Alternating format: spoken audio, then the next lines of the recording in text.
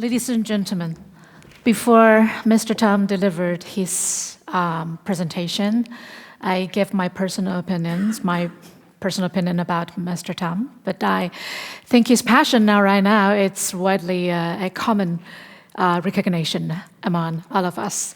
Thank you again. Thank you. Our next session, we're going to focus on port perspective. Port community are a vital part of the wider maritime industry and share many mutual interests of the responsibilities, among which actions to reduce GHG emissions are inevitable, and also with Mr. Tang lighting the torch for the progress, I would like to now invite a representative from the port sectors to the stage. Your moderator for this session is Managing Director of International Association of Ports and Harbors, IAPH, responsible for the policy and the strategy. IAPH represents about 170 ports and some 140 port-related business in 90 countries worldwide. The next, our moderator, prior to joining IAPH in 2017, he spent 24 years in Brussels, representing the interests of ship owners, port authorities, terminal operators, and ship agents in EU levels. Ladies and gentlemen, would you please welcome to the stage Mr. Patrick Verhoeven and his panel. Thank you so Patrick, the floor is yours. Thank you. Good morning, ladies and gentlemen. That light is indeed blinding, but I hope I see my panelists are moving onto the stage. A warm welcome this morning. That was quite an opening from PSA, from Mr. Tan Chong Meng. Very impressive and actually very good to set the scene for our discussion today, this morning, because it illustrates that sustainability is actually a lot more than emissions and some of the, let's say, mundane issues that we're dealing with. It's really about improving supply chains. It's about improving data collaboration. That is really the essence of it. And I think we had a bit of that already yesterday during some of the sessions. Of course, we focused on what's going to be in the fuel of the future. We talked about efficiency, more collaboration between the different parties in the industry. And I think another principal message is we're all in it together as players in the supply chain. Again, something that Mr. Tan Chong Meng emphasized very clearly in his presentation. Another thing I picked up from yesterday's discussion is that we have leaders and followers, and that is in every industry the case. What do we do with leaders and followers in traditional trade associations like my organization and some of the others? I think the answer is there indeed. We embrace that leadership and we give them platforms and we give them the room and the space. And I think that's, in that sense, a very good thing that Yokohama Port joined the World Port Climate Action Program last night. That is exactly the sort of platform, leadership platform, that we should be supporting.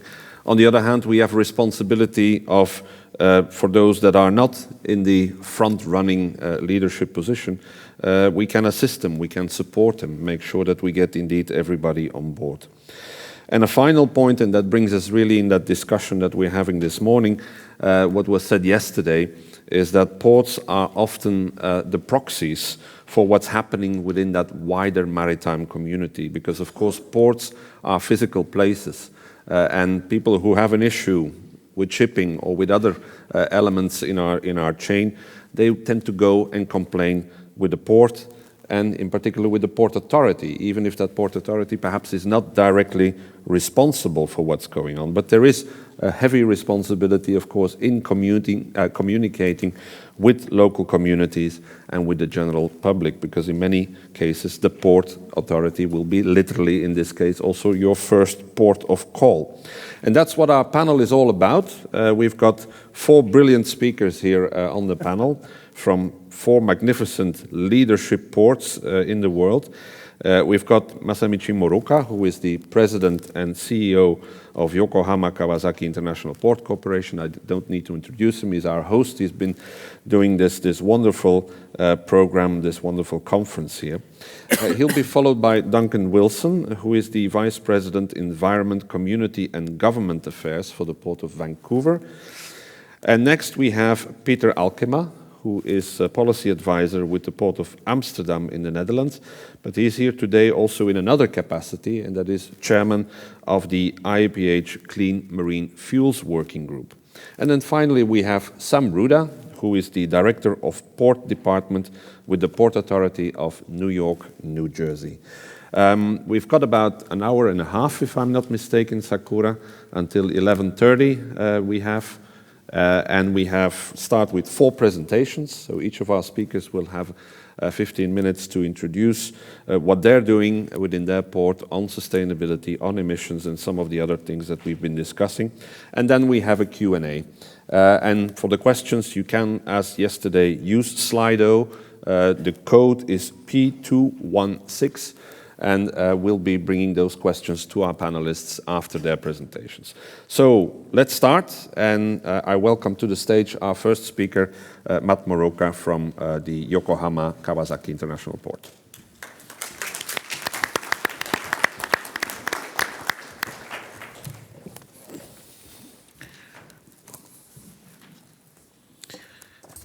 Thank you, Patrick. As I introduced, I'm Matt Morooka, President and CEO of Yokohama Kawasaki International Port Corporation, YKIP, and I'm organizer of this event, Yokohama Maritime Forum 2019.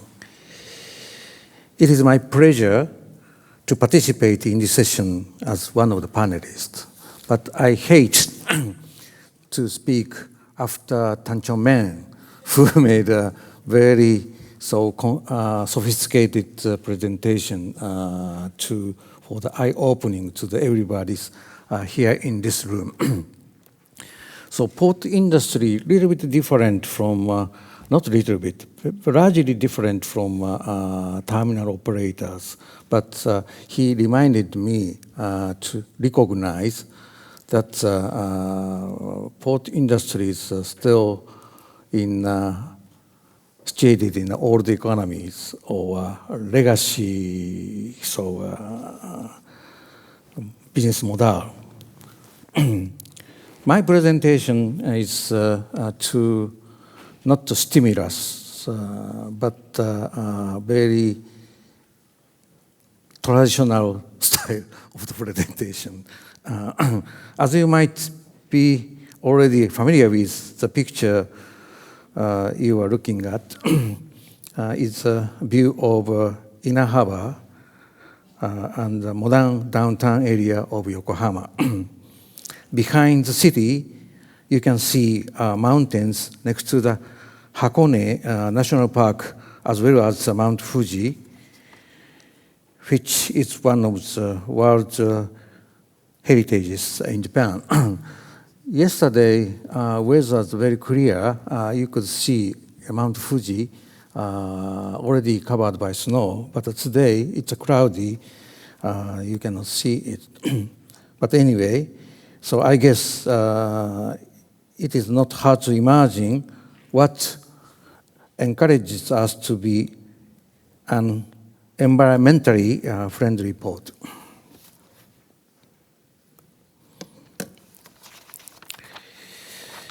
I explained our company a little bit. Our company was established in January 2016 by the joint venture of Japanese government 50%, city of Yokohama 45%, the city of Kawasaki with 4.5%, and small stakeholders of private sectors. As designated port operating company for the Keihin port serving Yokohama and Kawasaki, YKIP carries out overall integrated management and operations for container terminals in the port of Yokohama and Kawasaki. We are one of the 2 international strategic ports designated by our national government. The other is Hanshin International Port Corporation, which serves Kobe and Osaka. This company is run by private sector experts, according to the law. Personally, I was engaged in the shipping industry for more than 40 years. Besides managing container terminals, we are engaged in promoting cruise businesses by making port sales towards foreign cruise carriers like a Carnival. We are also a core entity in Japan to set up an infrastructure for LNG bunkering nationwide in conjunction with the Japanese government's policy. We are supporting shipping companies and who will build LNG propelled ships as well. Sorry.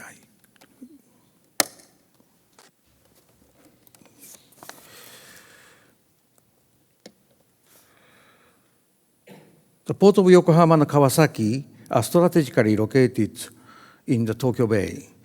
Although some portions of expressways are still to be completed, the beltways running Greater Tokyo area, which we call Kanto, are directly connected to our port. Within a couple of years, the beltways will be fully completed. Thus, we will take a great advantage of selling the port to not only shipping companies but also cargo stakeholders remotely located out of the port.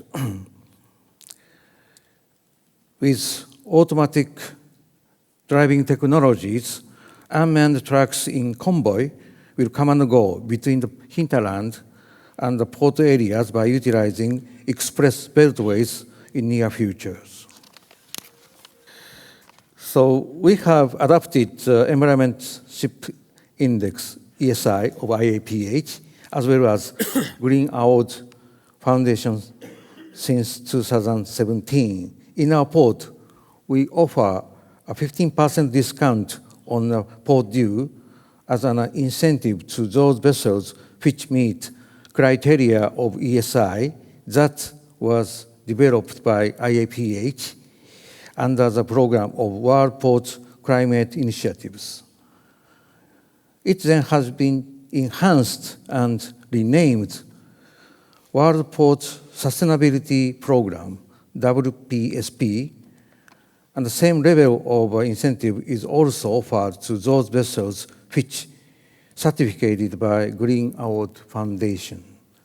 Now, we are in discussion with the concerned parties to prepare for receiving the LNG propelled vessels at our port in the near future, including possibly much greater incentive program, but of course not limited to that.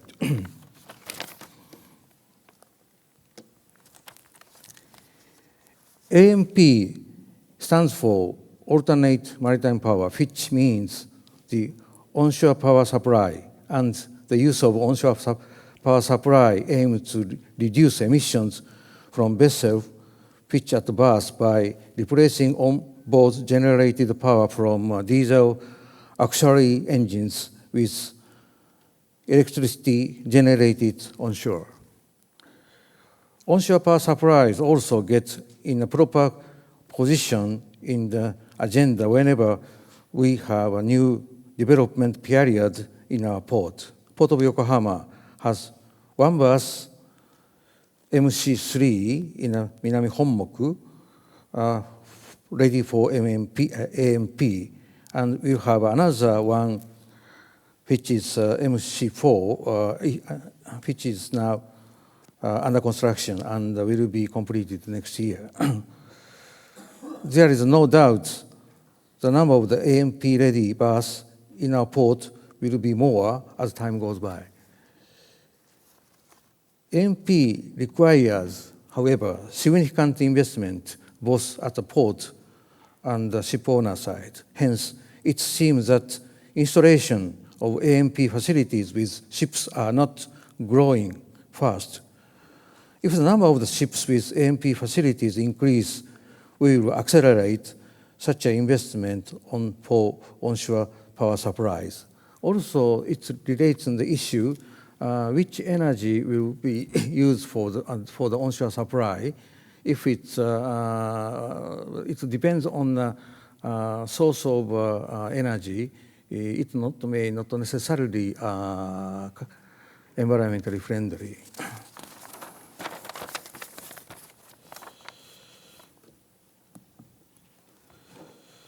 We are also aiming at further development on low carbon or zero carbon alternatives. This shows an example in our port. We are conducting 2 experiments. One is to generate hydrogen from the wind or solar power, and the other is to supply hydrogen to our facilities and the equipment. Within the port area, we really have a windmill to generate energy as a pilot case. The two experiments are supported by Ministry of Environment. We hope these small steps that we are taking will eventually become a greater leap. There is one more thing that I would like to add, which is not in my presentation because we are not so directly involved in the project as a YKIP, but I think it is a significant move that I would like to share with you. It is a joint venture led by Japanese government and several enterprises, including one ship owners, hydrogeneration plant in Brunei and dehydrogeneration plant in Kawasaki is now under construction. So this project complete, we can get hydrogen to supply any transportation material, vehicles or ships in the future. Yokohama, Port of Yokohama, ready to provide that hydrogen in the future, I mean.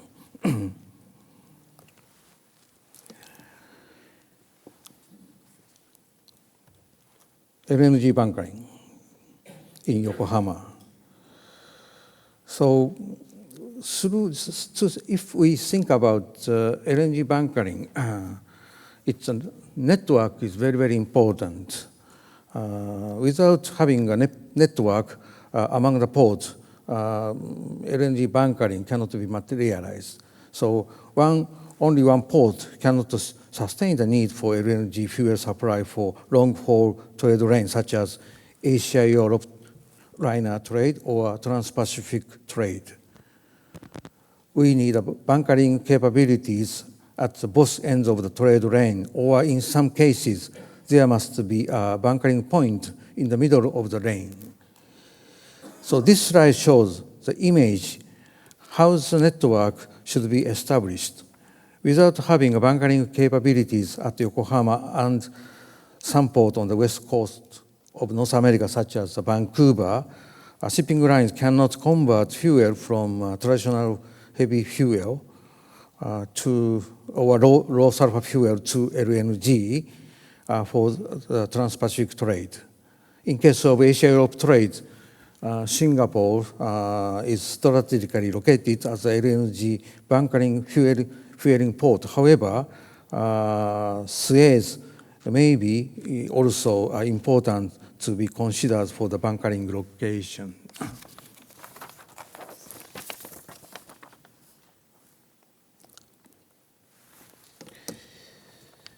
Needless to say, in order to provide ships with LNG, there must be LNG terminals adjacent to the port.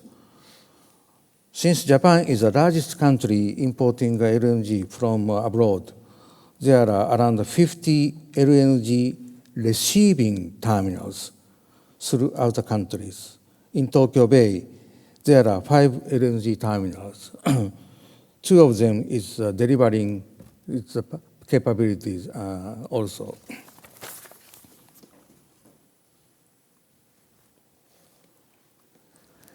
At the Port of Yokohama, LNG Lorry has been providing LNG-propelled tugboat Sakigake with LNG, which comes from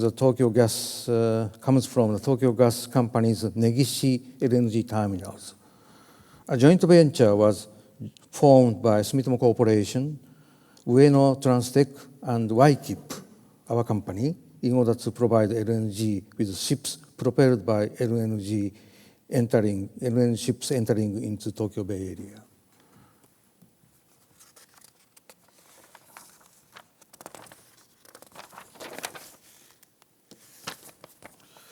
In 2016, Japanese government initiated LNG bunkering development plan, forming a LNG bunkering steering committee as the study team.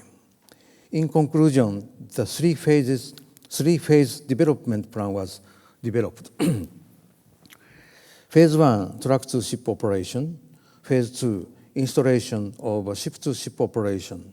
Phase 3, expansion of ship-to-ship bunkering with the increased scale. As you see from the previous slides, we are already in operation of truck-to-ship bunkering service at the Port of Yokohama. As we already mentioned, we have placed an order of, we have already formed a joint venture to place order LNG bunkering ships to be operational in the first quarter of 2021.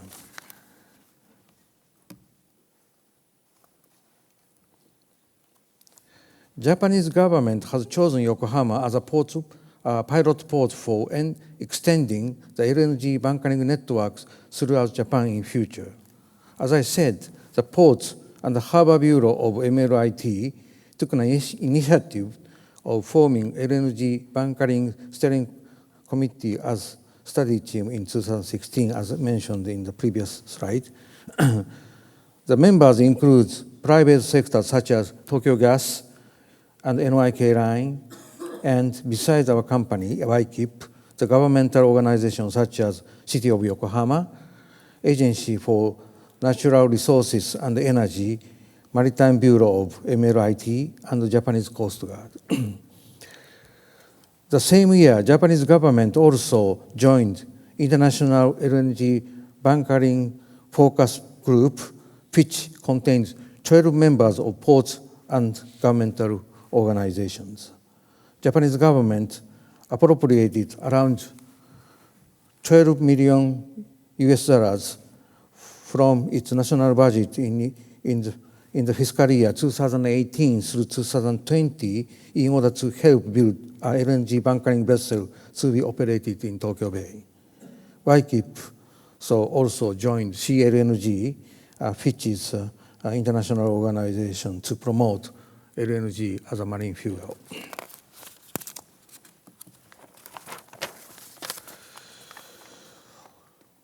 Our company is actively participating in IAPH's working group on the LNG as one of its members. The group recently developed the audit tool to facilitate smooth and safe LNG bunkering operation at each port.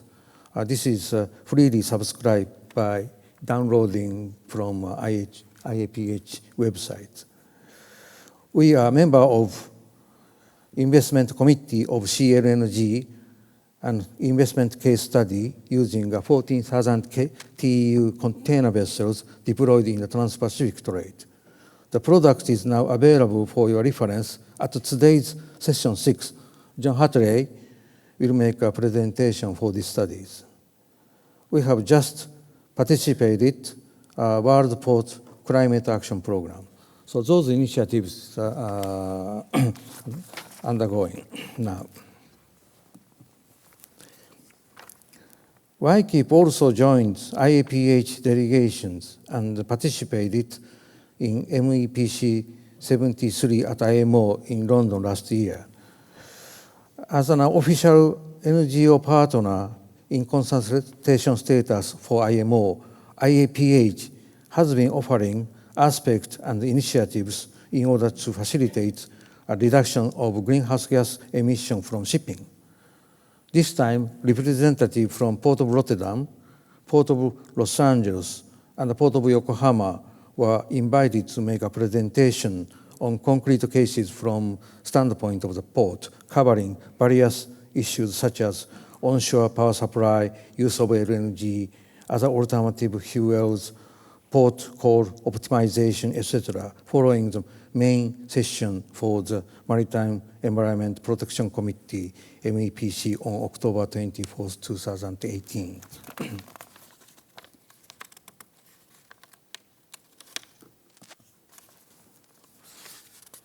So today, EcoBanker Shipping, the banner stand that's in front of the door.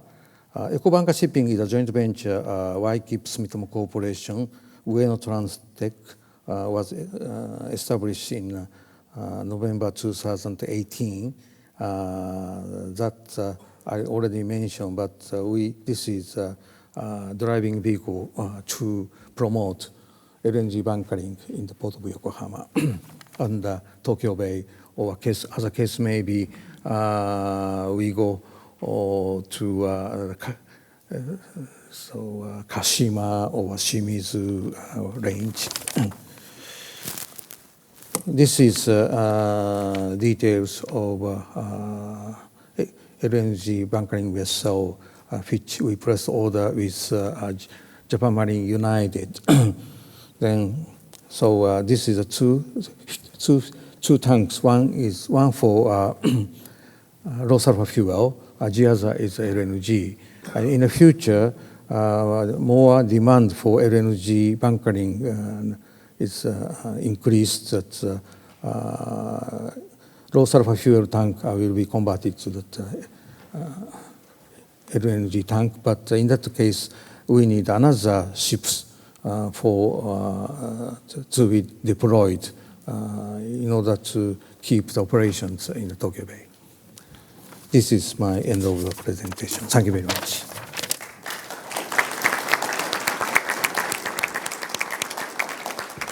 Thank you. Thank you very much, Matt, for that introduction. I think it was a perfect illustration of the various roles that ports can play in facilitating the energy transition of shipping in this particular case, as we discussed them yesterday. I'm sure you have lots of questions. Put them on Slido. The code is there, so we can have them for our discussion. You referred a couple of times to the LNG bunkering and also to some of the tools that IAPH has been developing. Peter will enlighten us about that in a minute, but first we are going to hear from Port of Vancouver how they are dealing with sustainability in their port. So Duncan, with lots of pleasure, I give you the floor. Thank you very much, Patrick.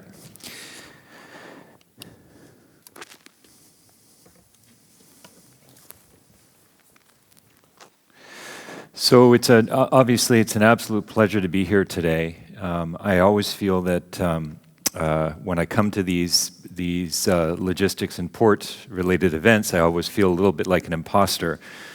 I think of a time when I was younger and my stepfather told me I was graduating from high school, and I sort of felt like I knew everything and I could run the world. And he advised me that when you get your undergraduate degree, you realize you know less, and by the time you get your PhD, you realize you know nothing at all. And so today here, having the pleasure of listening to Tan Chongming, and also last night with Masamichi Morooka, signing the MOU, and learning so much about your career and your background. Again, I feel very humbled to be here with you today. So I'm going to start by telling you a quick little bit about the Port of Vancouver for those of you who don't know us, to give you some context, and then I'm going to talk about some of the environmental initiatives that we have underway at the port. More focused on the air side, but I will touch on some that we are doing on the marine side as well. So Vancouver is the third largest port in North America by tonnage, 147 million metric tons of cargo. And one of our strengths is that we are also the most diversified port in North America, 170 trading economies through the port. We have a mandate, oops, go back one, oh well. We have a mandate under the Canada Marine Act, so we're a federal agency, but we operate at arm's length from government. And under that mandate, we are required to facilitate Canada's trade policy priorities in a manner that protects the environment, considers the interests of communities, and we have to do so in a commercial manner. So we do not receive any funding for anything other than common user infrastructure, environmental programs, and port security. So over the last number of years, we have, through that mandate to create and facilitate trade and build infrastructure, we have led collaborations that have led to, will be leading to $17 billion worth of infrastructure investment in the Lower Mainland, in the lower southern coast of British Columbia, in our gateway by 2025. We're already past the $7.5 billion mark towards that. These are some examples of common user infrastructure that have been built to speed the flow of cargo and separate road and rail traffic and create more rail capacity in the port. And these have unlocked billions of dollars of other private sector investment in terminal improvements and other investments. So we're growing. We've actually been having, last 2 years, we've had record growth in the port. And to put this in perspective, Vancouver is Canada's largest port, and the 3.6 doesn't, every time I look at this slide, I don't think it looks like so much. But it's a tremendous amount for us. It's about 40 million metric tons in the last number of years. And to put that in perspective, that's as much as Canada's second largest port handles in 1 year. So we've added the equivalent of Canada's second largest port into our region, and we've got to do the same thing in the next number of years.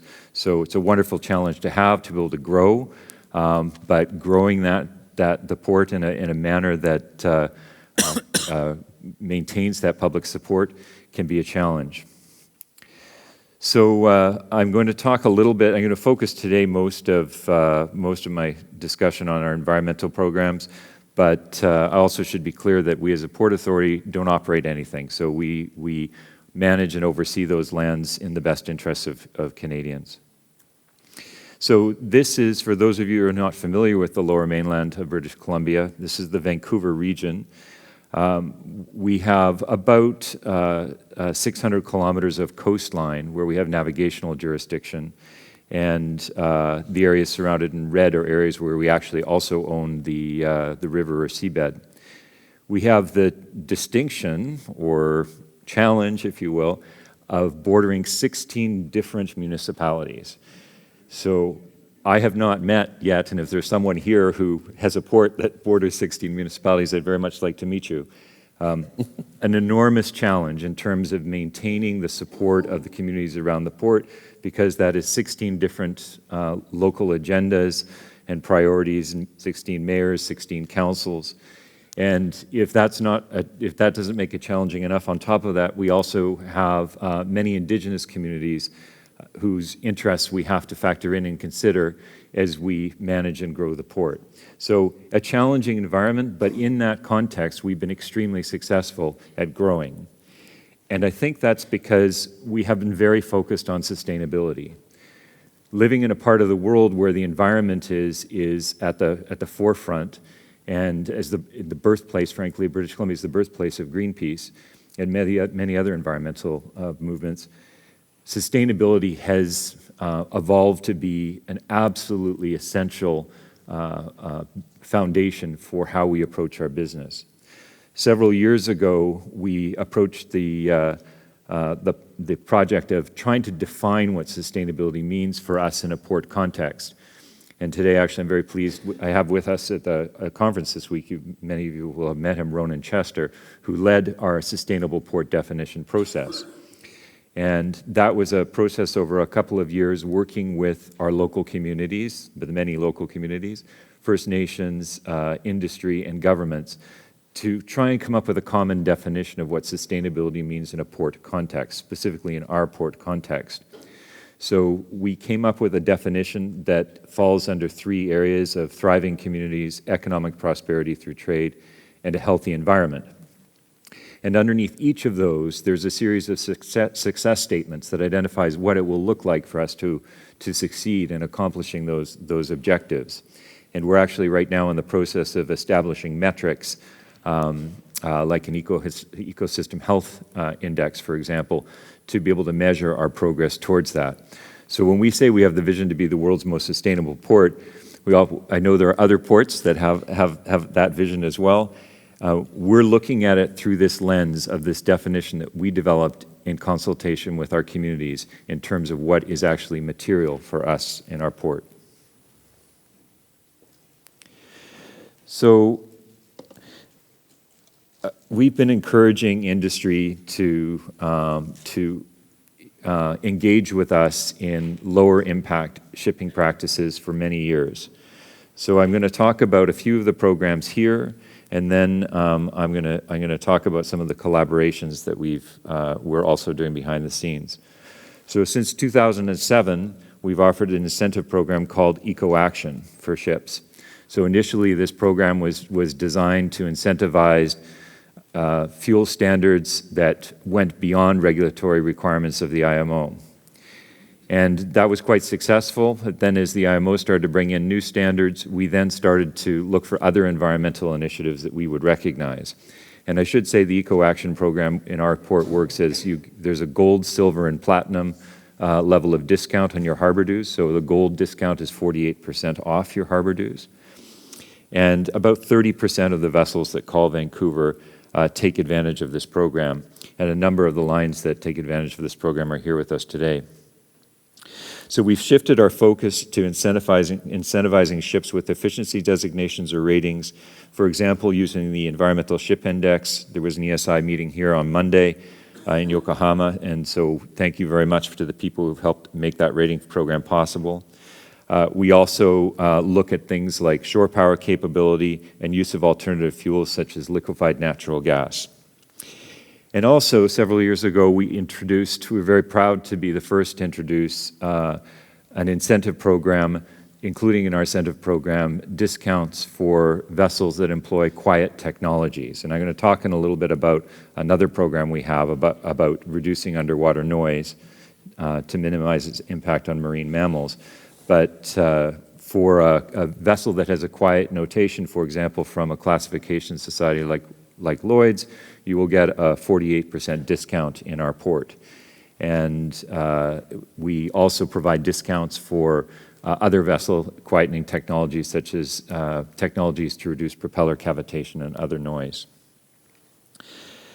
So we also, to recognize the participation, we recognize the financial incentives around this are not necessarily on their own just big enough to generate the kind of participation that we want to see. So we also have a Blue Circle Award for shipping lines that have the highest participation in the Eco-Action program.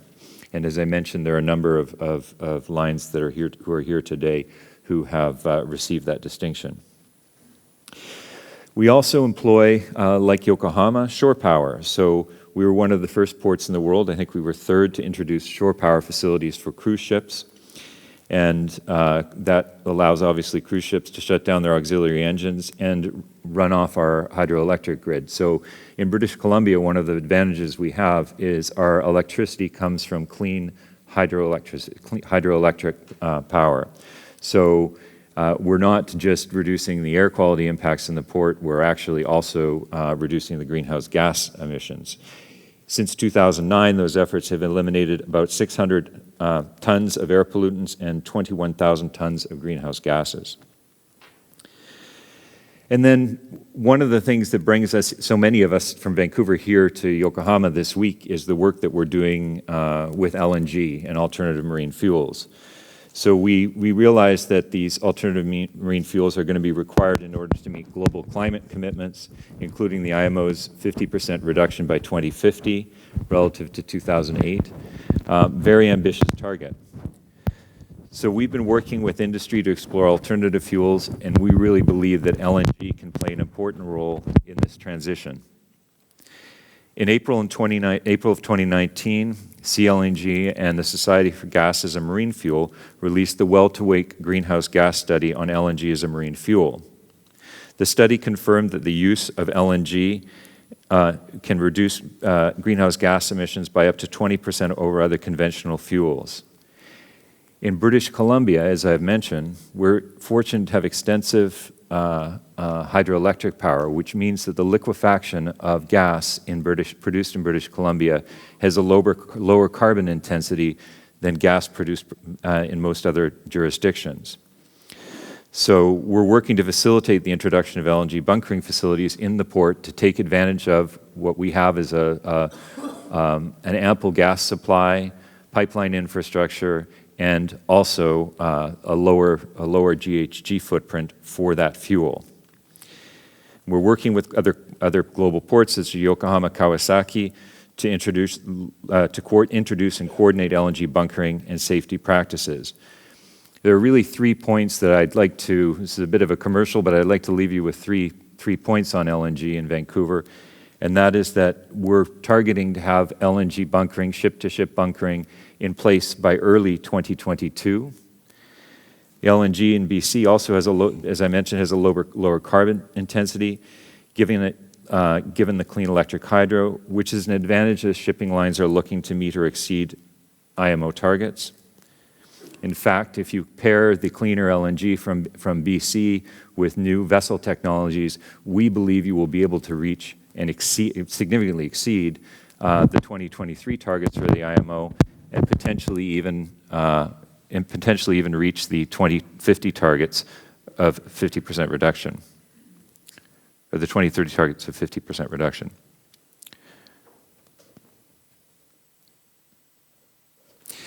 So I think, as we've heard a lot this week, and we live this every day in this industry, collaboration is key to being able to get anything done. We as one port look at international shipping, and it's somewhat intimidating because obviously we don't have the ability to control or set standards internationally, so we rely on leveraging collaboration with other ports and with industry in order to be able to achieve those results. We believe that these ship incentive programs that I was talking about can play an important role in recognizing and promoting environmental leadership.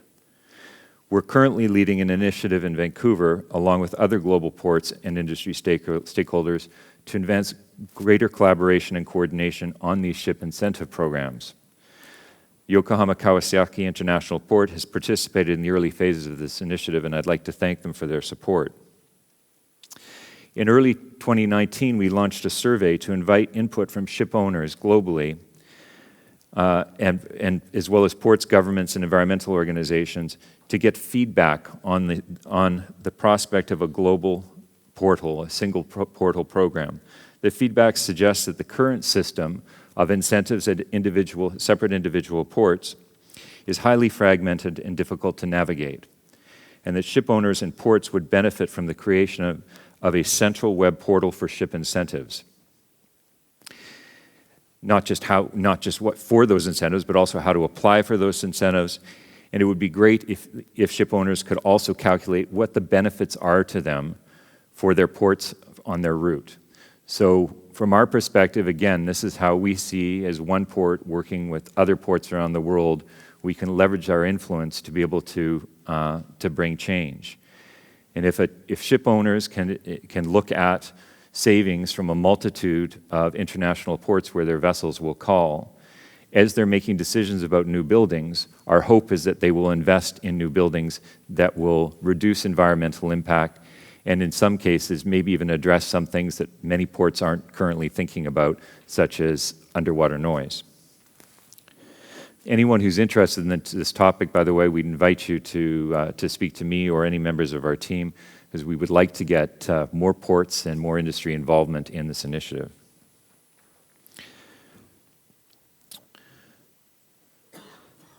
So, I've skipped ahead again in my slide. Before I just move on to our ECHO program, I also wanted to talk briefly about the World Ports Climate Action Program. In the fall of 2018, we joined with the Port of Rotterdam, and thank you to Eric, who helped to get it started, and 5 other ports, Hamburg, Barcelona, Antwerp, Los Angeles, and Long Beach, to launch a new initiative to accelerate port action on climate change. There are 5 work groups: vessel call efficiency, port carbon policies, shore power, low-carbon marine fuels, and decarbonization of cargo handling equipment.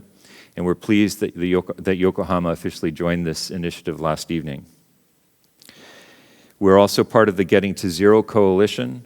We recently joined this coalition, which is an alliance of leading organizations within the maritime, energy, and infrastructure and finance sectors who are working to accelerate decarbonization of the shipping industry with the goal of having commercially viable, zero-emission vessels operating along deep-sea trade routes by 2030.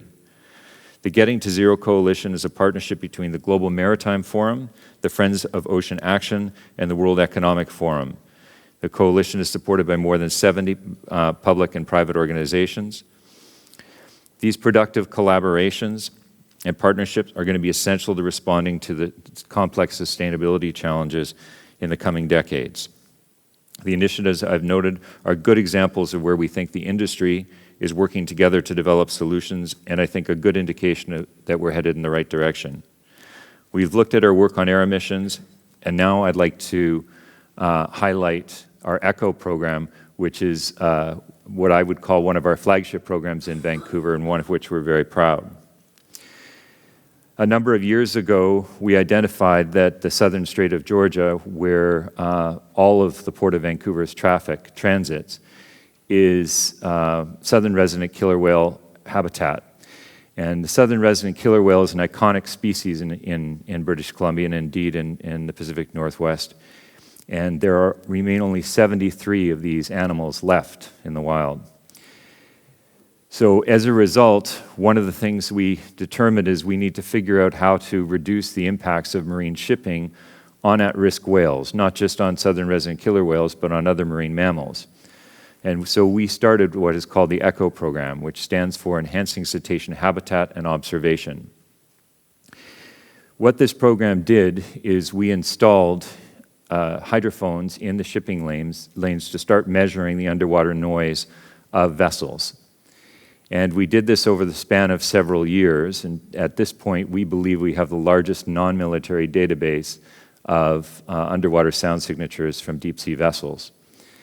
And with that information, we have worked with our federal government and other partners in industry and environmental groups to develop a mitigation program where we actually, on a voluntary basis, slow vessels down when when the whales are present, to reduce the underwater noise from those vessels. And because of the research that we've done, we know which vessels make the most noise and which vessels make the least noise at different speeds. So we've been calibrating that program over the last 3 years, and we'll see how this year's results are. We've also done lateral displacements where we've had vessels move out or move to one side of the shipping lane to stay out of areas where whales are more active. Underwater noise is getting greater recognition, as you probably know, around the world for its impact on marine mammals. So from our perspective, this isn't an issue unique to Vancouver. It's particularly acute in Vancouver as a result of the endangered southern resident killer whale. But we're really hopeful that the work that we're doing in this program is going to start to inform naval architecture and potentially even action at the international level. Our team has presented to the IMO twice and to the United Nations once, all 3 times at invitation on this initiative. So I think this is another really great example of how one port can do something that can be of much greater benefit. And if you pair something like this initiative with the international incentive collaboration that I'm talking about, that single portal entry, we hope to be able to leverage even greater greater participation, and quieter vessels worldwide. So at that, I will wrap up, and I thank you for your time and look forward to the discussion.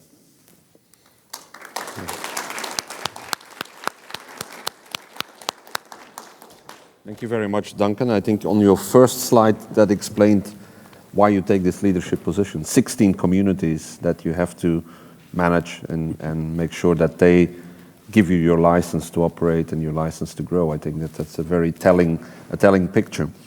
Our next speaker is already coming to the podium, and that's great. No, that's great. We move on. Peter Alkema, policy advisor of the Port of Amsterdam. You heard already some references to, I would say, the two flagship products that IAPH developed, which is the Environmental Ship Index, ESI, sure, and the what was called the LNG bunkering products, but they're now extended to all clean marine fuels. And Peter will explain where that work is and how that will affect, or how that could benefit, rather, the shipping industry as well. Please, Peter. Thank you, Patrick. Good morning. I'll see how this works. Okay. Good morning, yes. First of all, let me also, on behalf of the Clean Marine Fuels Working Group, congratulate Yokohama Port with its 160th birthday. And also a special thanks to Sakura, our host, and her team, for organizing this beautiful and wonderful forum, which actually, and Duncan already mentioned it, included 3 extra days, because as ESI and CMF working groups, we were able to meet here in Yokohama and do our work already on Sunday, Monday, and Tuesday, so many thanks. So the marine fuel mix has started to shift, and it will be much more diverse the coming decades. And at this point, LNG is already getting mainstream, and mainstream as an intermediate fuel, or maybe even as a fuel that is here to stay, based on drop-in principles. But certainly also new energy sources are heading our way. And as a port, one should take this shift in marine fuels pretty serious, because compared to conventional fuels, most of these new marine fuels require a much higher level of safety management by the port, especially when it comes to handling the fuel, the bunker operations. So ports have to adjust their existing safety frameworks in order to handle the fuel. So I'm actually very pleased that I'm here today and have the opportunity to tell you a little bit more about all the fine work that is being done by the Clean Marine Fuels Working Group of IAPH in order to support this shift in marine fuel and in order to help ports to adjust their safety frameworks with respect to these fuels. All right, I'll just go over the topics as follows. I'll explain a little bit about our mission. Patrick already mentioned it. We used to be the LNG working group, and I'll explain why we broadened our scope. Who we are, what we actually are doing, the instruments we are creating in order to help ports, and I'll very quickly go over the future steps. So when I introduce our working group, or LNG in general, I always like to show this picture. I reckon quite a few of you already recognize this graph. It's Gartner's hype cycle for emerging technologies. And if we look at LNG, it looks to have followed this pattern, actually. It was in 2011 that some ports that were at the World Port Conference of IAPH in Busan, South Korea, that they came together and said we have to address this upcoming new fuel, being LNG. That was 2011, and in 2012 things took off with the kickoff in Amsterdam, and the LNG working group was initiated. At the time, so between 2012 2014, the LNG really got a lot of attention. And by 2014, one could really visit a LNG conference any week, anywhere in the world. As we see, then after 2014, things got a bit more quiet. And of course, in quite a few ports like Rotterdam, like Amsterdam, even also Yokohama was mentioned in 2015, vessels were actually bunkered with LNG by truck-to-ship operations. Then in 2017, especially in Holland, in Rotterdam and Amsterdam, we heard from LNG bunker facility operators that they had plans to start building LNG bunker vessels. And they would like to, by the 2018, 2019, to actually start bunkering ship to ship. And that brought the working group up to full speed, and it actually has been ever since. So if we look at this hype cycle, then one could wonder if this cycle or if new fuels will also follow this pattern. So I'm not a fuel expert, so and I don't have a crystal ball. But looking at the IMO goals that have been set for 2050, one could only hope that if they do follow this pattern, that the trough will be less deep, or that the graph will be at least a bit shorter.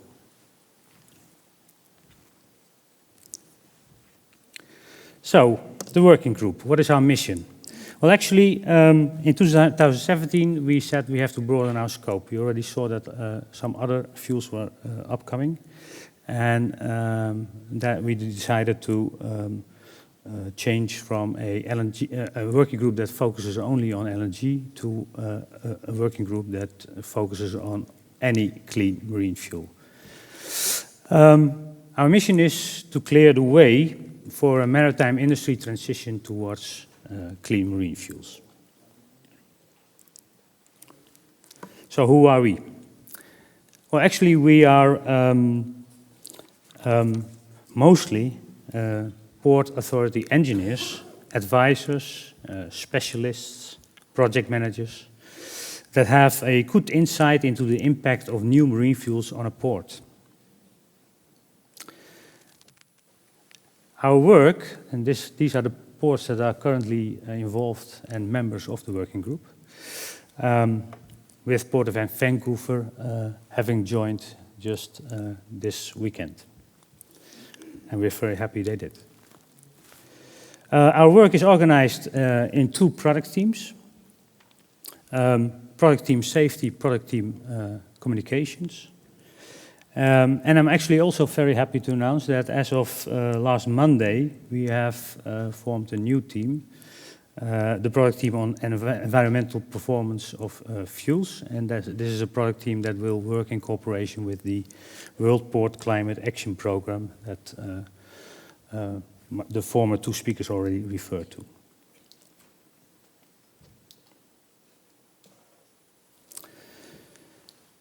So, how do we intend to achieve our mission? Well, we are actually a very practical group. We create practical tools, we're very hands-on, and we create these tools in order to help ports and port bunker operators. So I will go a little bit deeper into this matter. This diagram shows a port safety management on marine fuel bunker operations, especially low flash point. The top row shows actually how a port could, or a designated authority could, regulate these operations with a safety framework. And the bottom row are actually the products that are produced by our working group. And I will dive into them a little bit deeper. So first of all, we already published the bunker facility, the bunker checklist, the bunker safety checklist. These are operational checklists, and we published them already in 2013, after we started in 2012. They're in use worldwide. They even have been adopted in European legislation with respect to inland shipping. And we see them as a blueprint for any other future marine bunker fuel checklists.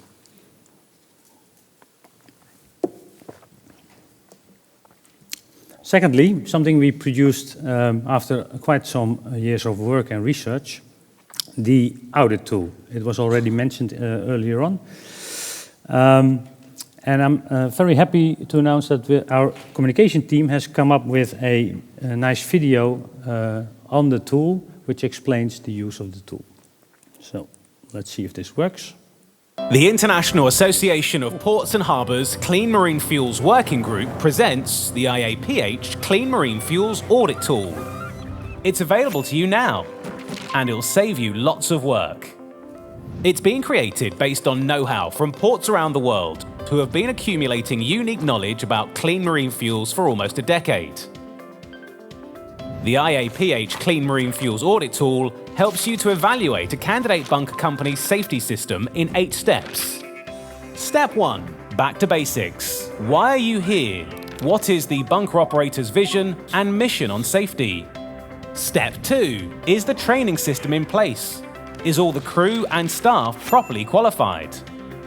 Step 3. Does the quality management system guarantee best bunkering kit and its planned maintenance system? Step 4. Be prepared. Is everything ready to bunker? Is every eventuality covered? Step 5. Stand by for action. Tick all operational boxes. Are all systems go? Step 6. Is the bunkering team ready to admit mistakes and document improvements? Step 7. Have they found the right quality manager? Step 8. New isn't always better, but better is always new. Ensure continuous improvement with internal control reporting. The Clean Marine Fuels Audit Tool has already been successfully used to approve LNG bunker operators at several ports. By using the tool, a new port can work quicker with a bunker operator already approved in another port. Dedicated to LNG for now, we are going to expand the tool to alternative fuels beyond LNG. We are committed to reducing greenhouse gas emissions and improving air quality in and around ports and harbours, offering ship owners as broad a spectrum of alternative bunker fuels as possible. To request your copy of the tool, visit the IAPH World Port Sustainability Programme website. So, that was rather nice. I also got this question from an engineer from one of our biggest oil terminals in Amsterdam. He said, yeah, that's all very nice, but how does it really improve safety? And to have a look at that, we have to go a little bit more technical, which I'll do in a quick way. So if we look at bow tie model, which is used in risk mitigation, then in the center, oh, wrong button, back. In the center we have the top hazardous event, the unwanted event, something we want to avoid, which is an incident, in this case a hose rupture and an LNG leakage. And we have all these threats that may cause this incident. Then actually what we want to do, we want to have preventative barriers installed to avoid the incident from happening. And actually what the audit tool does is, with its over 200 questions, it will detect whether all the barriers, or it will detect whether a barrier is missing. It will confirm that all barriers are in place. So from a bunker facility operator's perspective, it looks like this. The bunker facility operator would like to have a license to operate in the port. Therefore, it needs to know which location is able to perform the bunker operations. And as a port, you wish to know whether the BFO safety system actually minimizes the risks. And that's where the audit tool comes in. The audit tool is based on industry standards. Actually, all the work we are doing, we do that. We consult industry to review our products. We organize industry consultancy days before we even publish the products.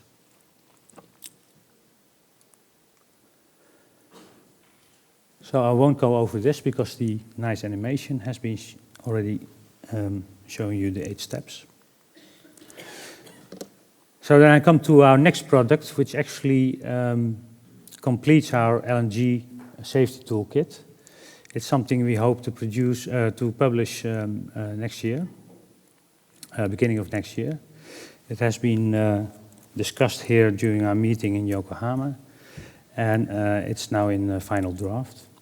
And this is actually a product which we require because we see more and more LNG-fueled vessels coming to our ports and coming to our terminals. And then, if that happens, then LNG bunker operations will no longer be project-based, but they will be system-based. And the terminal involvement of the involvement of terminals should also be system-based. This tool will define certain levels of preparedness that terminals should take depending on the operations the vessel will take at their berth.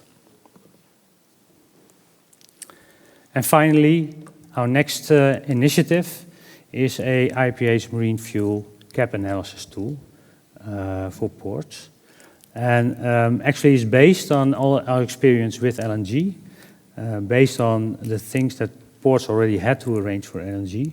And it's a generic process flow that ports can use to find challenges and gaps on the levels of infrastructure, governance, safety, and stakeholder involvement. It was proposed in April this year, and we've been working on it. Port of Amsterdam and Rotterdam are in the lead for this, and we'll be hoping to publish this in the spring of 2020. And actually, this is also one of the products we actually do produce in cooperation with the World Ports Climate Action Program, which we usually call YKIP.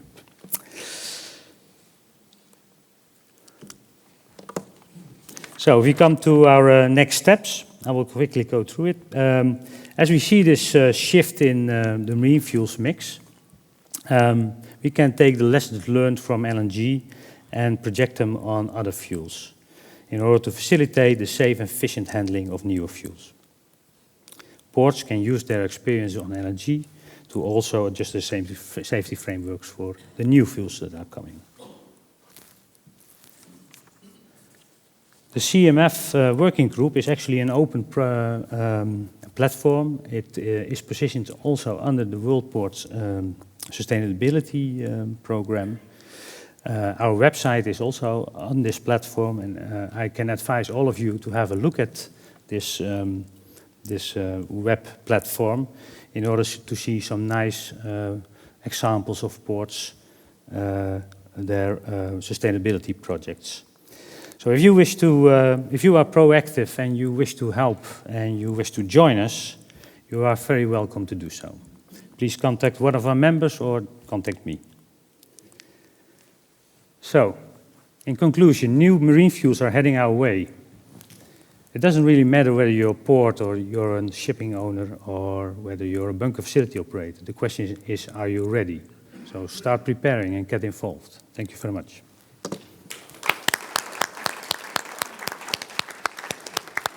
Thank you, Peter, for that great introduction to the work that you've been doing.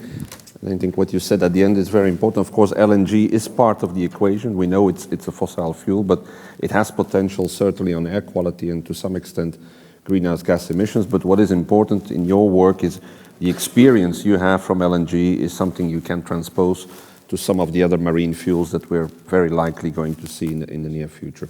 I saw on Slido that there are lots of questions coming in, but we saved the best for last? No, I can't say that towards our other speakers, but certainly one of the most fascinating places in the world, New York, New Jersey, and it's great to have Sam Ruda here, who is the port director of the Port Authority of New York, New Jersey. Please, Sam. Yeah, well, thank you, Patrick. First, let me just start my talk today by extending a thanks to Matt Morooka for inviting me here today. This is a bit of a homecoming for me because I had the great honor to live in Japan in the early 90s, working for Nippon Yusen at their global headquarters in Tokyo, and actually worked for a time with Matt Morooka.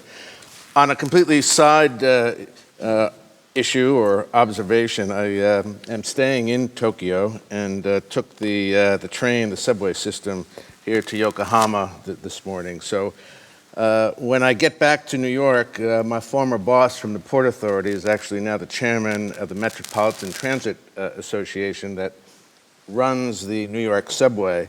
And I will proudly tell him that the solution for New York subways is to let the Japan rail system operate the New York subway.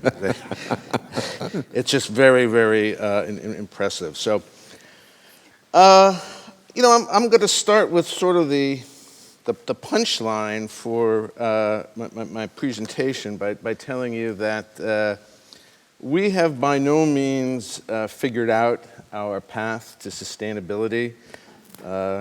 Nowhere in our business cards or in our on our public mission do we say we are the greenest. We do talk broadly about sustainability, but I think we, in some respects, may be somewhat latecomers to the party, so to speak. But it is now getting a tremendous amount of attention. I'll just start by talking a little bit about the Port Authority. I have 3 or 4 slides just about the Port Authority. We are many things, but we are a bit of an odd kind of agency. The first reason for our oddness is that we cover 2 jurisdictions, 2 states, New York and New Jersey. I'm here before you as the director of the Maritime Division, the Port Division. But we also have 5 airports. 3 of them are international airports. We operate our own passenger rail system. We operate bridges and tunnels. The world's largest bus terminal, which will be replaced in the next 5 to 10 years. And we have a real estate division. 8,000 people come to work every day for the Port Authority in various roles. 200 of those 8,000 actually work for the port or the maritime. So we actually are one of the smallest divisions of the Port Authority, but we bang a fairly big punch in terms of economic impact. We are the Port Authority of New York and New Jersey. As it turns out, about 85–90% of our facilities are actually on the New Jersey side of the harbor. This is a schematic, what our footprint looks like. We are about 75% of the franchise is container related, but we're somewhat diversified as well with autos. We're the number 4 auto port in the country. And we are on our way to becoming a 1 million passenger cruise terminal as well. So somewhat diversified. And I'm now reluctant to say this because of the wonderful keynote speech this morning from Singapore group, Port of Singapore group. But in May of this year, we moved to the second largest container port in the United States. But now, after hearing 81 million moves by Singapore Port Group, reluctant to really talk about our volume, but we have been growing, and we've really been experiencing record volumes for the last 2 years, up about 5–6% this year. So What's really behind some of our success? We like to say maybe it's good management, but that can change with one email or one phone call. But New York and New Jersey occupies a kind of an interesting geography. We have access to 41 million consumers within a 4-hour drive. That actually expands to about 125 million people on a 36-hour, either by truck or by rail. The port today is comprised of about 75–80% of our cargo movements is actually by truck, and the remainder is by rail. All the major carriers, alliances call, as do all the independents. So I mentioned really at the front end that we're a bit of newcomers to the sustainability and green initiatives. What have we been working on? Well, we've been working on mitigating congestion. And I think one of the issues that we face in New York and New Jersey is really just the age of the infrastructure. And we've been spending a huge amount of resources across the Port Authority rebuilding old infrastructure that goes back to the 1930s, 1940s, and 1950s. In fact, the first new bridge was completed, the Goethals Bridge at the Port Authority, and that was the first new bridge in the metropolitan New York, New Jersey in about 85 years. We also raised the Bayonne Bridge, which had a huge amount of impact to the size of ships, calling not only our port, but also to the East Coast. So with new leadership comes new direction, and I think our moment where we've sort of been a little bit behind the curtain in sort of the green revolution has really now changed. The Port Authority last year in 2018 signed on to the Paris Climate Accord, one of the few port authorities to actually do that. And the goals are fairly straightforward. Reduce our greenhouse gas emissions. For the Port Authority, big Port Authority, 35% by 2025, by 2050, 80%. So the question for us is, how are you going to do it? And let me just talk a little bit about, I guess, our roadmap on this. We've been sort of tracking our impacts since about 2006. And to a large degree, we've actually had some successes without actually doing anything really so significant. I mean, there's been improvements in fuel blends. There's been some improvements in technology. We just recently, in collaboration with our tenants, and similar to the Port of Vancouver, we are a landlord port as opposed to an operating port. We updated our cargo handling port inventory. And since we have been tracking this, the impacts by various inputs to the port activity line up as follows. Truck is about 51% of the greenhouse gas emission impacts. Ocean-going vessels, 24%. Cargo handling equipment, 17%. And relatively small contributions by rail and hovercraft. So coming from this, it would be pretty straightforward to assume more rail, less truck, and obviously, needing to look at things like the shore power, cold ironing. I haven't necessarily ruled out shore power electrification as a path forward for us. I would say I'm a little bit skeptical about whether that is the best bang for our invested dollar. We are going to spend a lot of our next set of initiatives around the cargo handling equipment universe.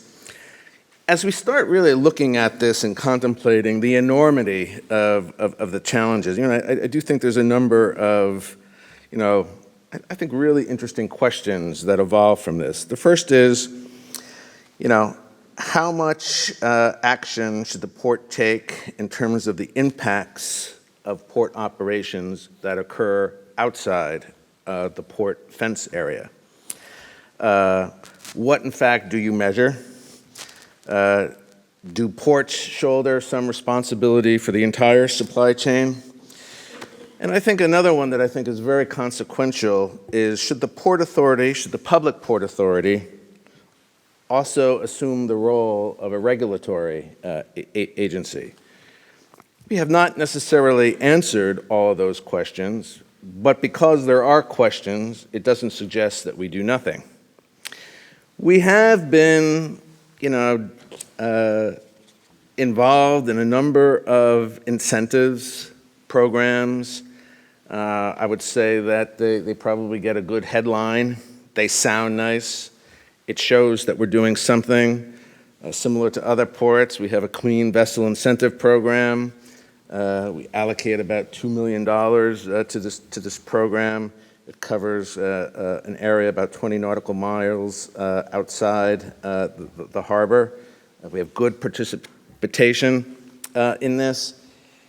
But here again, I'm also a little bit skeptical as to, how long can we continue to hang our hats on programs like this? Paying for good behavior, I think, may have some limits going forward.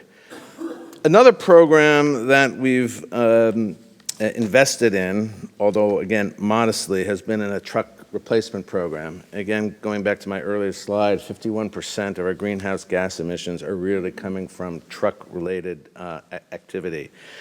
Our program on the truck replacement, we've basically utilized state and federal grant programs.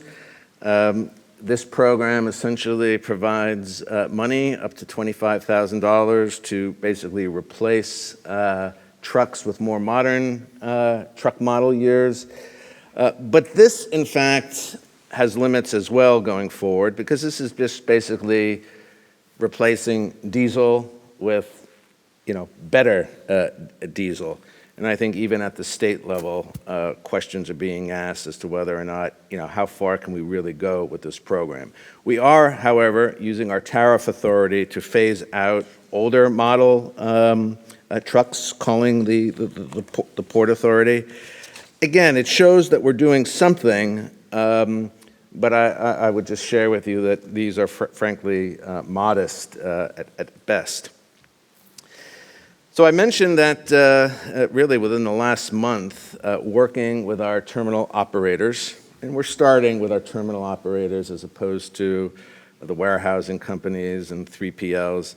We updated our cargo handling equipment because we are going to focus on this. Our executive director has tasked me in my department with developing a 5-year program. Why 5 years? Because if it's too long, as in 10 years, it can be sort of an excuse for inaction. 5 years is, I think, a period of time that stakeholders can get their arms around. It's easier to measure progress. And we're going to focus on basically moving the needle forward in terms of greening our cargo handling equipment. Now, we have, as a port authority, with our tenants, been moving towards electrification. Virtually about 98% of the gantry cranes at the port today are electric. And indeed, we just completed a port master plan. And when we did this port master plan, it covered a 30-year future-forward look at the Port Authority, going out to 2050. And normally when you do master plans, it becomes a very inward-looking exercise. But we, in fact, changed it up a bit and actually did a significant amount of stakeholder engagement. We went out to the communities. In fact, we went out to our most ardent critics of the port. environmental communities, communities that neighbor the port, that suffer the impacts of the activity and the greenhouse gas emissions. But frankly, what was interesting were basically three themes that emerged from our Port Master Plan stakeholder outreach. In fact, most people want the port to be successful. Most people want the port to grow. People understand economic impact and vitality it brings to the region. The second thing that they talked about was they wanted improved access to the jobs associated with the port activity. But the third one is really, I think, the punchline to this. Even though we are a landlord port, they are holding the Port Authority accountable for reducing the greenhouse gas emissions. So as we move forward, and I'm happy to hear so many of my colleagues and others talking about LNG, we are looking at LNG. Although it depends upon who you ask. There are some folks that view LNG as just basically doubling down on another fossil fuel. But I think, and several people on my team think otherwise. There may be an interim component fuel propulsion associated with LNG, but it's very clear today that the cruise industry is a first mover on LNG. And having just returned from a trip to Europe, calling on several of the large container companies, well, I won't mention their name. They are headquartered in southern France. They are, in fact, moving to LNG. Others are watching. There are some that are skeptical of the ship economics associated with LNG in the sense that it displaces cargo handling capacity. But this is emerging, and I took notes while my partners here were speaking about all the various resources and forums that exist. So I think my task is by the end of the year, I have to sort of lay out for our executive director what that first 5-year program is going to look like for greening the port. Again, it's going to be focused on cargo handling equipment. And I think it really comes down to a few things. One is, how far can we move the needle by just sort of altruistic good intentions among stakeholders? How much are we going to have to mandate the changes? And then I think thirdly, how much are we going to have to yell, scream, shout, penalize, maybe reverse incentives, penalize folks? So as I talk to the terminal operators, as I talk to the stakeholders, frankly, it surprised me that it didn't create as much tension that I thought the initial introduction to our initiative was going to have. All of these companies are global in nature. All of them have their own corporate mandates. So I was actually very heartened in terms of the initial discussion. Of course, going from discussion to actual change and implementation is another thing, but we are well on our way. So with that, I will end my remarks and just say thank you very much. Thank you.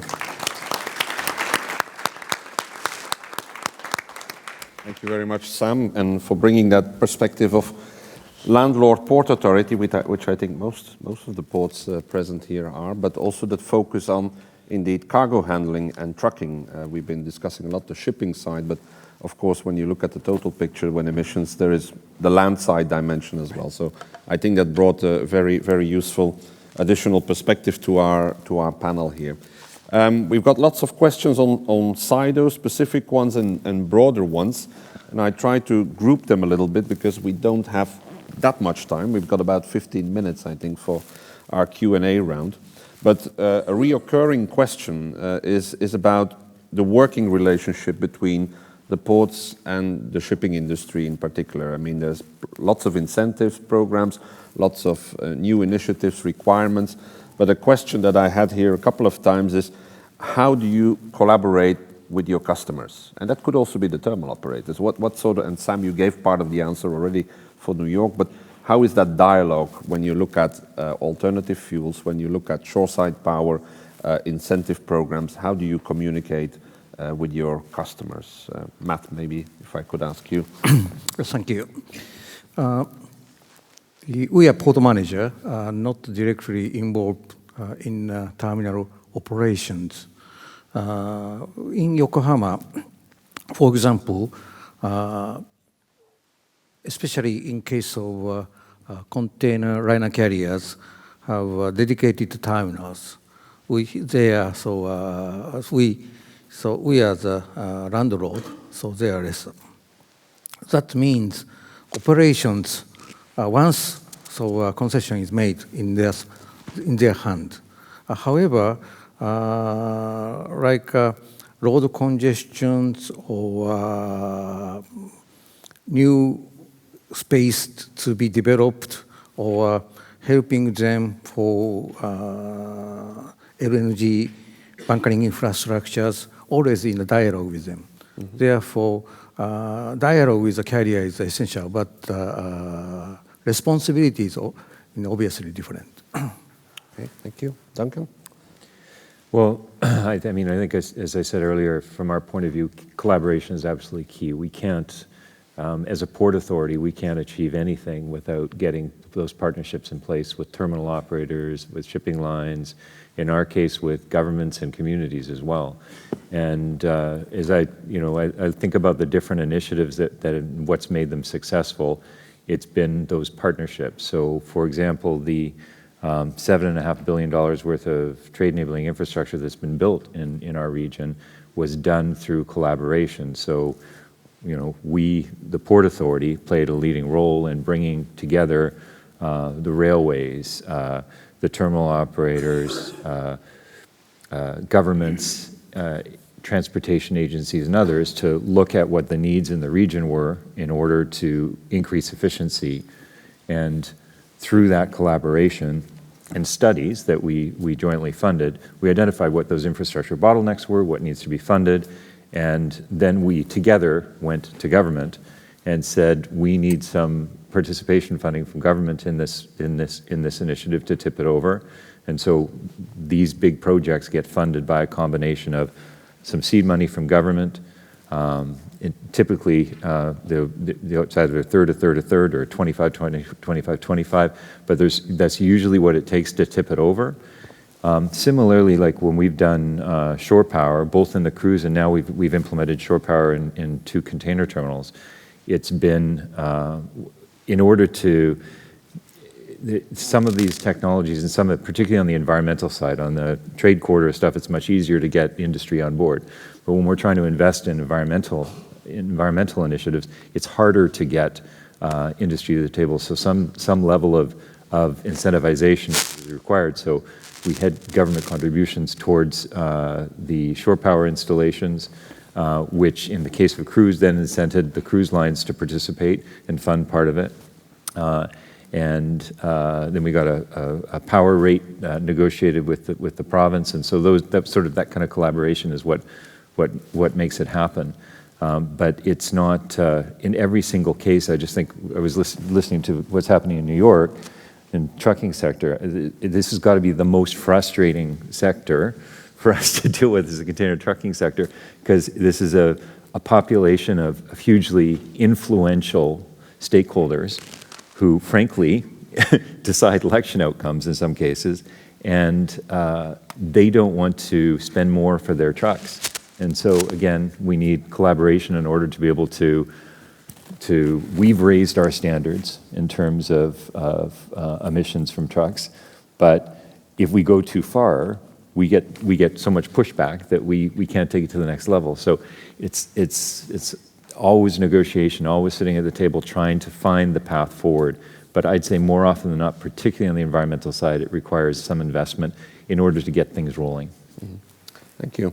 Peter, while you've been talking from an IAPH perspective, but of course you also represent the port, maybe you can tell us in Amsterdam how you have this issue or the dialogue with your customers in the broadest sense, so not only ship owners, but... Yeah, well, I'm obviously not from a commercial part of the company. I'm from the public part of the company, so I'm representing the division Harbor Master, who has a job on safety and environmental matters. So from this more public task, we are actually looking at incentivization of cleaner ships and port call optimization.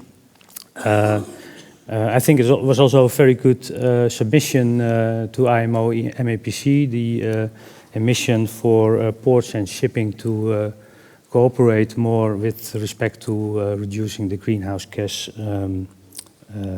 emissions. And it gave quite a few samples what ports can do with respect to collaboration with shipping. Duncan already mentioned onshore power supply. Port call optimization is also one of them. We know that the International Association of Harbour Masters is working, doing some very good work on that by producing standards. As a Port of Amsterdam, we actually have also a system which I worked on actually for 2 years, which is now called our dynamic lock schedule. It's a data platform that shipping, port, and all service providers in the port can use to exchange data on availability of the lock, because we're a port with a sea lock, and on availability of tugboats and pilotage. And it can help shipping to reduce speed, for instance, with respect to the availability. Mm-hmm. Sam? Well, I don't think that there's any obstacles that I can think of that prevent collaboration or discussion with the stakeholders. I think that when you talk about greening the port, greening the supply chain, it's one of those things where if you pose the question, every hand will go up and say, I'm in, count me in, I'm all on board. I think it just becomes, in the practical sense, actually getting traction on initiatives that are implementable. There's always issues of who pays, and how much. But that's why I think for us, it's no longer an issue of we're not going to do anything. I think, again, bundling up the initiatives in these sort of 5-year increments, for us, that sounds about right. Earlier I mentioned that I was pretty heartened by the fact that, no one is saying, don't talk to me about this. In fact, they're saying just the opposite. Trucking is going to be a huge, huge challenge. But I would say that, in terms of just the technology, it's a little bit like Tesla in electric cars. If you go back 10 years, we were in our infancy, and today now it's just normal. We're seeing more as a percentage of the total cars. It's still small, but it's tracking up. It's not a question of can't we or can't we. We are starting to see technologies emerging in electronic trucks, a little bit deficient in terms of the capabilities for the weight-bearing loads of cargo containers. Mm-hmm. We did have our first sort of pilot test of an electronic truck drayage from the port to South Jersey. It made it without having to be charged. When we extended that to a delivery into the Philadelphia, eastern Pennsylvania, it didn't make it. It required a charge. But what it is telling us is that the technology is emerging. So even in a truck segment, what looks rather daunting and shockingly high cost, I do think the landscape is going to change within the next 5 years and then after that. Yeah. Question just came in. I think all of you referred to various incentives that you're given to your customers. What about penalties? Do you have experience with that? Do you think penalties should be part of the equation? Bonus-malus system? Anyone willing to look at that question? So I haven't imposed any penalties yet. I want to do it. But well, we have this discussion also, I think, at broader level when you look at some of the incentive schemes or index that we developed in IAPH. I know it's a recurring question. What as an individual port, of course, you like to give incentives, but what if you've got really, polluting ships, or what about the penalties? Sam was keen, Duncan. Yep.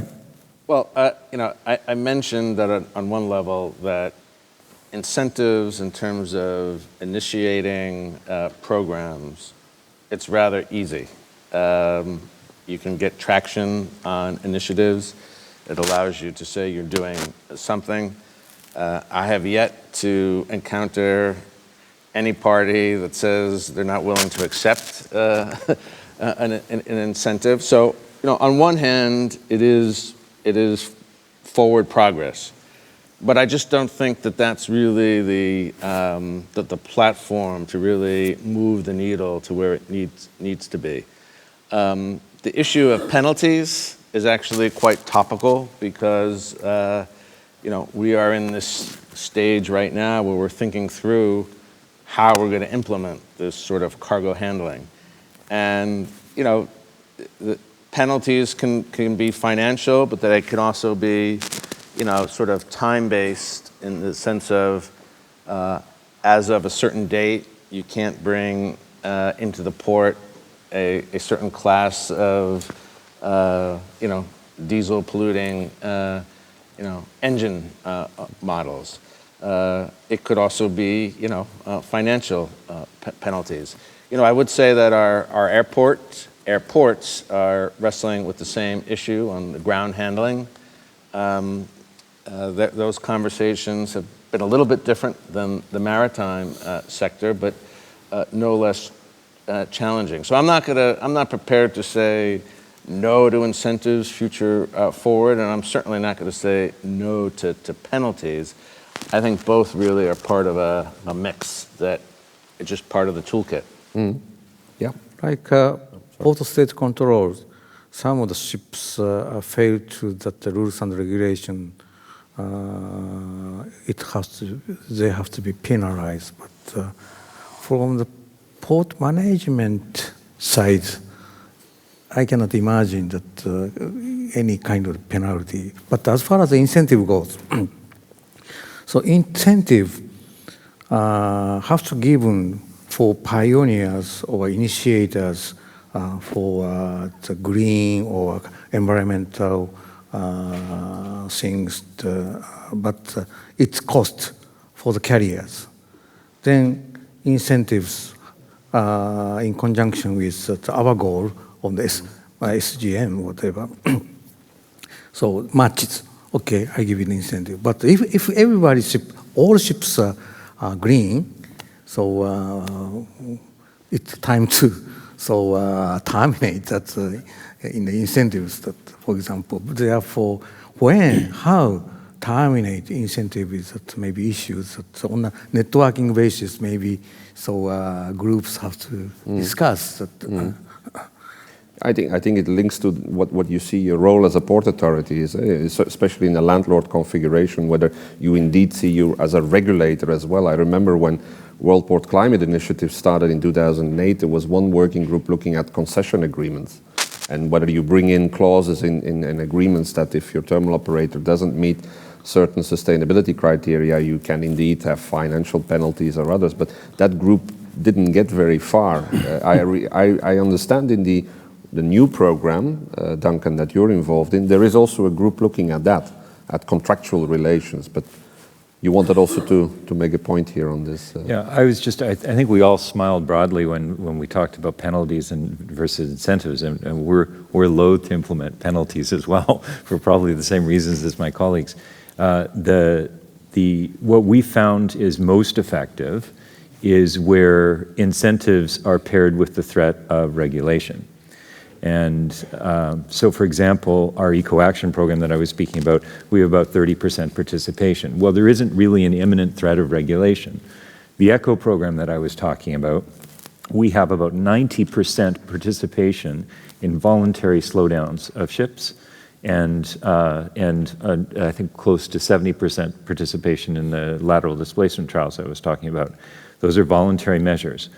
Why is there such high industry participation? Is it just because industries, just some industries, some part of industry I do believe is doing it for the right reason, but I don't think you get 90%, and the only reason you don't have 100% is for safety reasons. I think the reason you get 90% is because industry recognizes that if they don't act, they'll be regulated. So on the east coast of Canada, they did exactly that. There was no program like we have in place, and so government came in and regulated speed. Well, regulating speed of vessels, if there are no whales present, is kind of it's a waste of energy, it's a waste of everybody's of resource. And so in our case, what you do is you slow down when the whales are present. And we get that high level of participation. But I do think that penalties, like the threat of regulation, can be very, very powerful. But I think the threat that they're going to be imposed is sometimes all that's needed to get the participation you need. It's a bit of a carrot and stick story in the end, yeah. Peter? Yeah, I think I can give you a nice example of the way you can penalize one part of the shipping without too really big financial consequences. As Port of Amsterdam, we're a partner of the Green Award. And we're now looking at, as we also helped develop the Inland Shipping Green Award, we are now looking at inland cruise vessels. And normally our incentives based on programs like Green Award and ESI are always a financial incentive on port use. But with inland cruise, we're now looking whether we can incentivize on the location that these cruise vessels can go alongside. So we're looking whether greener vessels can have better spots within the center of town. And in a sense, that would be a penalty on the ones that are not so clean. I got the indication that we got now 3 minutes left, so I'm going to ask you one more general question. And there has been some, an acronym alphabet, if you look at all the programs that exist, the World Port Climate Action Program, and so on and so on. A question that came here, which might sound a bit strange from that sense, but the question is there need for another platform where we actually come together with shipping lines, with the terminal operators, because the programs that we've been talking about are mostly port-related programs, and you've got a number of similar initiatives for shipping companies. But are we missing a sort of platform where that, everything comes together when it's especially about energy transition and how we move forward? Do we need another one? And what is the acronym? That's the second question. No, but general question, what do you feel that there is need for a more systematic sort of collaboration at the more generic level between ports and shipping and terminal operators? Well, actually, I think that when I heard of the Getting to Zero coalition a few weeks ago, I thought, as Amsterdam, we're not yet involved, but I thought this might be the way to find such a platform where we connect all the dots. Yeah, that was part of the question. Or does it exist already? Yeah. And that could be the Getting to Zero coalition. Yeah. Duncan. I just add, it's similar to the discussion this morning. It's, looking at data in the supply chain. Like it's the same thing. We do need to find that platform. We need to find a way to be able to connect all these disconnected pieces. Because if we do, and I just used our little example of the incentive programs among ports. But if you had everybody working through the same path, it really creates efficiencies. And so you can see opportunities, not just in those kinds of programs, but all sorts of programs. And what the best, we have so many different forums for these types of discussions, and I don't think we're using them as effectively as possible. To be candid, we joined the IAPH several years ago because we felt that we needed to be playing a greater role in some type of international collaboration. And there are all these different groups that are going on. So I would say yes. I don't have an acronym for it, but... Good. Sam or Matt? Yeah, Sam? Maybe IAPH you say yesterday, it's a networking entity. Have to develop something to clean up some duplication or etc. But port industry doesn't have like an international governing organization like IMO. So probably we are quite different from the shipping at the moment. So in case of shipping, it's ships moving around the world, therefore in the international water. So some of rules and regulation necessary, but the port is very locally, established locally, surviving. Nevertheless, like some cross-industry forum like this, that we this time with the port and the maritime groups now work together. So discussion on a panel to ocean carrier to port authority to terminal operators to discuss things have to be collected or things have to be shared. Such type of function maybe helps to define what's really needed for the port industry. Yeah. I think it comes back to what we discussed yesterday about platforms for where leaders come together. Like I think Getting to Zero Coalition is a clear example of that. But you need also that broader platform because in the end you need to bring up, all ports in the world and all shipping companies to step up, let's say, the ladder when it comes to sustainability. So we'll work on that. And you gave, I think, Matt, a good example by this conference because that's one of the few where ports and shipping are sitting together. So that's a good example and a good way to start this process and this dialogue. I'm afraid that's all that we have time for, but please join me in thanking our wonderful panel, Matt, Duncan, Peter, and Sam, for their great contributions. And I think after that we'll have lunch, but Sakura no doubt will tell us. Thank you all for your contribution. Thank you. Thank you so very much, our great panel, and the morning speaker, Mr. Tan Chong-men, once again. Ladies and gentlemen, please join me. Thank you. Thanks the wonderful speakers this morning. Thank you. Thank you so much.